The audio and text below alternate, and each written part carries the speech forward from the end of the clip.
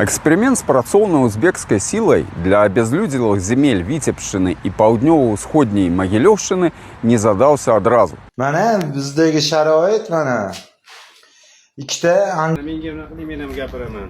Hurmatli hokimimiz, На наступны дзень пасля прыбыцця работнікі паскардзіліся ў відэазвароце на жыллё і заробкі. А праз некалькі гадзін адзін з аўтараў заявіў, што ўмовы ўжо палепшылі, а заробак павысілі.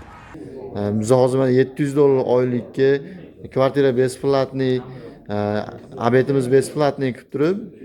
Такая аператыўнасць выглядае дзіўна, пакуль не даведаешся, што працаўладкаваннем узбекскіх грамадзян займаецца асабіста міністр унутраных спраў. Нам необходимо объяснить гражданам Узбекистана особенности нашего законодательства. Это нужно делать в обязательном порядке, начиная с аэропорта. Все довести, все рассказать.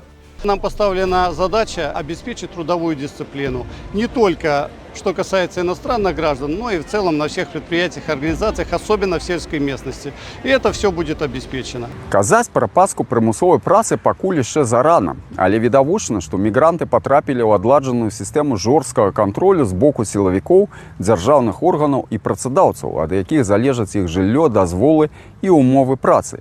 Што зараз сапраўды патрэбнае, дык гэта незалежны кантакт з работнікамі. Ці адпавядаюць заробкі абяцанням? Ці могуць яны звольніцца, змяніць працадаўцу і паскардзіцца без негатыўных наступстваў? Ці могуць бесперашкодна вярнуцца дадому? Сотрудники органов внутренних дел побеседовали с каждым из них при регистрации, довели особенности нашего законодательства. Прымусовая праца пачынаецца там, дзе чалавеку не пакідаюць ніякага выбару, апроч як маўчаць і працаваць на навязаных умовах. Пакуль адказы на вострыя пытанні замест працоўных мігрантаў дае сістэма, якая іх прывезла і кантралюе, праўды не відаць. Як не відаць і добрага жыцця, за якім прыехалі узбекскія грамадзяне ў Беларусь, узорную усходнееўрапейскую дыктатуру першай траціны 21 стагоддзя.